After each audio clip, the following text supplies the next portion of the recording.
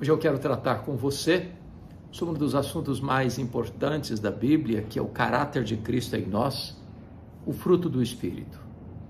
Eu quero me reportar ao texto de Gálatas, capítulo 5, versos 22 e 23. Note que não são os frutos do Espírito, mas o fruto do Espírito. Enquanto as obras da carne estão no plural, porque elas são produzidas por nós mesmos, o fruto do Espírito é o fruto porque não são vários frutos, é um fruto só, como que uma laranja com vários gomos, mas é um só fruto porque é obra do Espírito Santo. Então, o fruto do Espírito é, na verdade, a reprodução do caráter de Cristo em nós. É a própria vida de Cristo refletida em nossa vida. Nós não produzimos esse fruto. Nós não temos o poder e nem a seiva em nós mesmos para produzirmos esse fruto. Esse fruto é uma obra exclusiva do Espírito Santo. E o ministério do Espírito Santo, a obra do Espírito Santo, é esculpir em nós o caráter de Cristo. A Bíblia nos informa lá em Romanos 8, 29, que Deus nos predestinou para sermos conformes à imagem de seu Filho, a fim de que ele seja o primogênito entre muitos irmãos. De tal maneira que a vida cristã, rumo à maturidade, à estatura do varão perfeito, é nós nos conformarmos, é nós nos imitarmos aquele que é o varão perfeito, que é o padrão da santidade maior, é Jesus Cristo.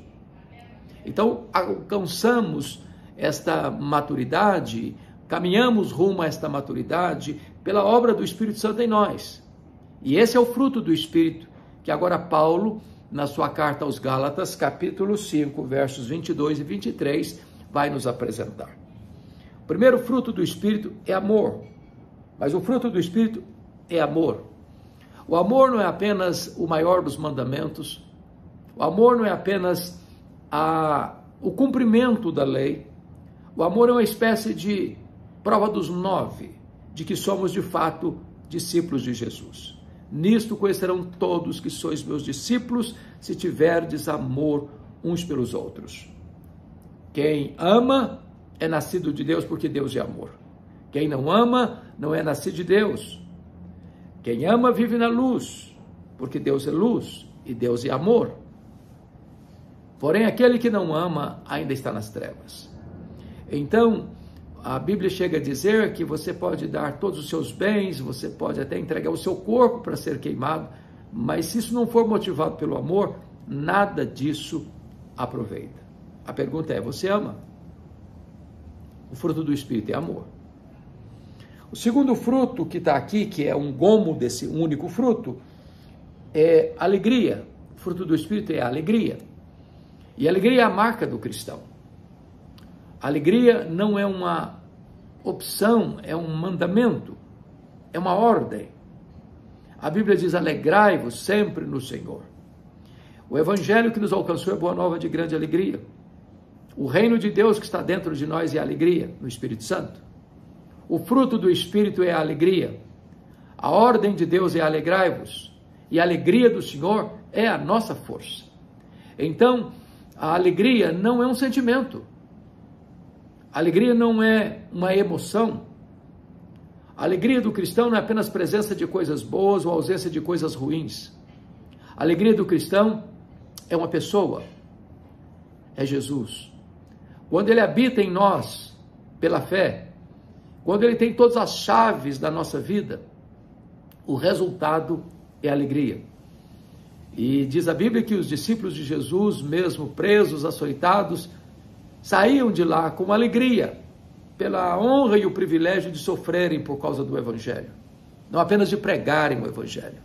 Então essa é a alegria maiúscula, robusta, superlativa, abundante, que o apóstolo Pedro chamou de alegria indizível e cheia de glória. Mas agora vem o terceiro gomo desse fruto, versículo 22, Mas o fruto do Espírito é paz. E esta paz não é trégua. Esta paz coexiste com as lágrimas. Esta paz também não é um sentimento. Esta paz também não é cessação de todas as pressões, não é inexistência de tempestade. É paz apesar da tempestade. Então, esta verdadeira paz é você saber que apesar da tempestade, o Senhor Jesus está no controle da situação. Você tem serenidade? Você tem descanso? A Bíblia fala de 2 tipos de paz.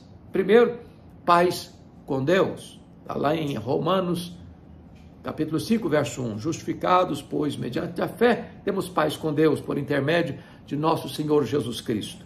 Esta paz trata do nosso relacionamento com Deus no que tange a sermos reconciliados com Deus. Estamos reconciliados com Deus. Esta paz não tem a ver com emoção, tem a ver com status diante de Deus. Você agora é filho de Deus, herdeiro de Deus, desfruta da paz com Deus. O outro tipo de paz está lá em Filipenses capítulo 4, versículo 7. E a paz de Deus, que excede todo entendimento, guardará o vosso coração e a vossa mente em Cristo Jesus.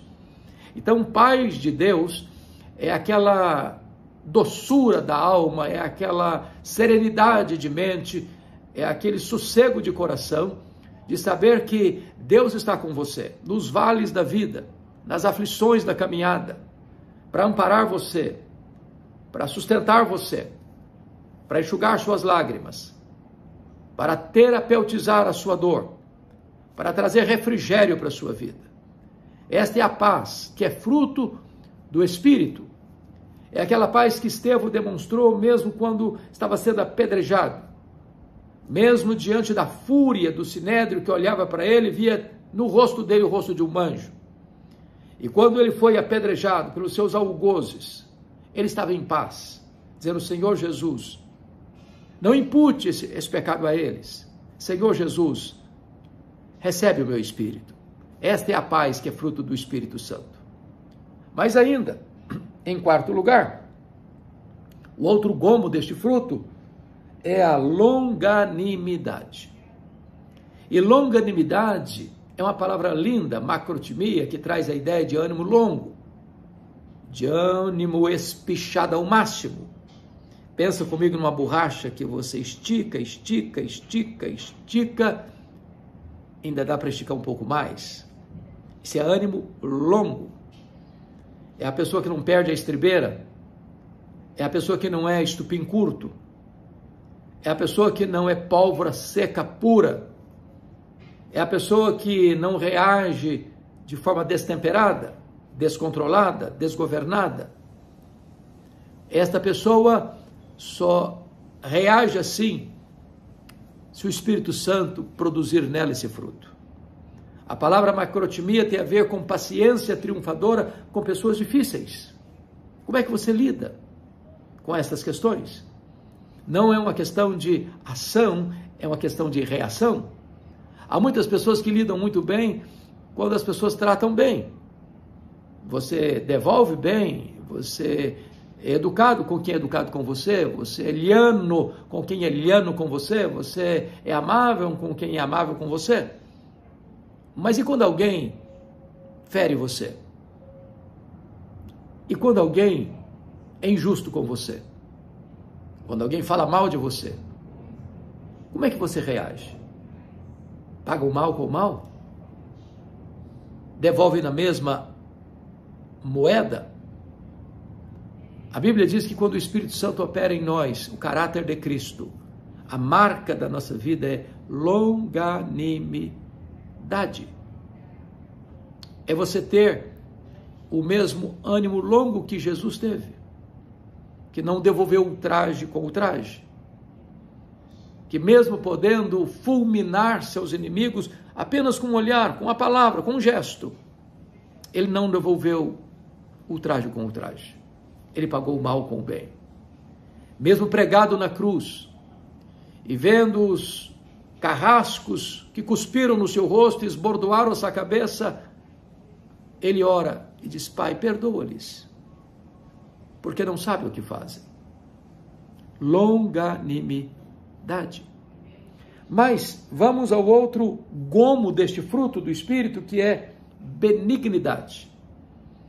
Benignidade tem a ver com aquilo que é benigno, que não é maligno. É o contrário de maligno, é benigno.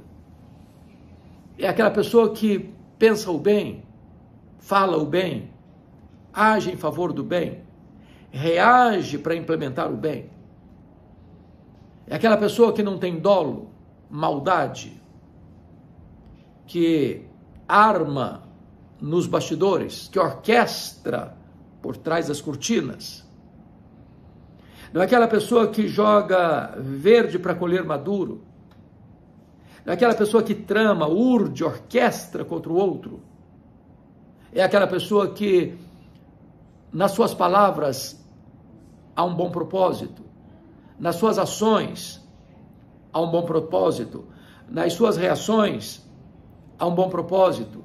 Nas suas intenções, há um bom propósito. Em que todo o seu agir, todo o seu pensar, todo o seu falar, todo o seu reagir é tomado, carimbado, é regido pela benignidade. Você tem sido benigno. Essa tem sido a marca da sua vida. Então vamos adiante, o texto prossegue. Outro gomo deste fruto do Espírito é bondade.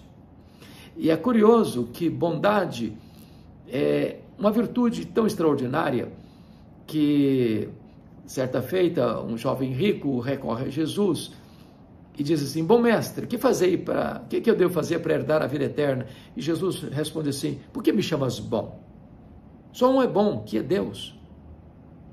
Então esta é uma virtude muito rara. Aliás, a única pessoa da Bíblia que é chamada de bom é Barnabé. Está lá em Atos 11:30, Barnabé era um homem bom, cheio do Espírito Santo e de fé. Mas o que é bondade? Bondade é quando você age para o bem do próximo. Bondade é aquilo que você faz para ajudar o próximo.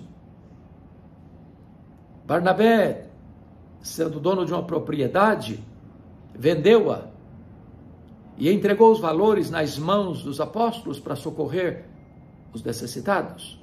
Ele abre mão de um conforto, ele abre mão de um bem, de uma propriedade, de um valor, para abençoar as pessoas à sua volta.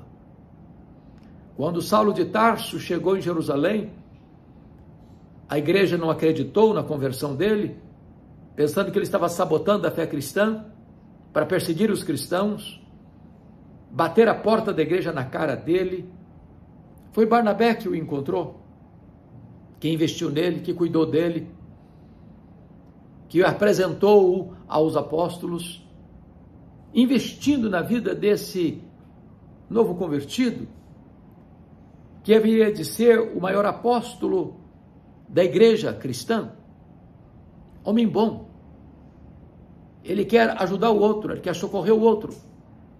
Mais tarde, lá no capítulo 15 de Atos, o próprio Paulo teve uma intriga, uma desavença com o apóstolo Paulo, porque Barnabé queria levar Marcos, que havia desistido no meio do caminho, na primeira viagem, e Paulo não aceitou levar o Marcos na caravana, e houve uma desavença entre eles por causa disso.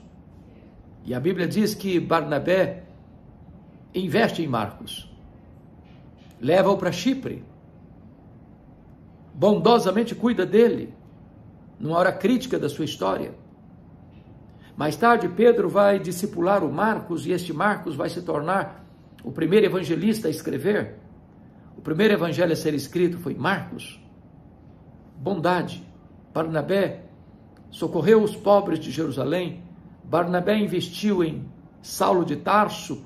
Depois de 10 anos que ele estava no molho lá em Tarso, Barnabé chegou em Antioquia e, vendo a graça de Deus prosperar, lembrou-se de Saulo e foi lá buscá-lo. Este homem que não olha o outro como concorrente, este homem que não olha o outro com inveja porque ele está crescendo mais, prosperando mais, ficando mais evidente do que ele. Esta é a marca de um homem bom. ele pensa no outro mais que em si. Ele investe o melhor de si no outro, porque a marca dele é bondade. E a Bíblia diz que Deus é bom.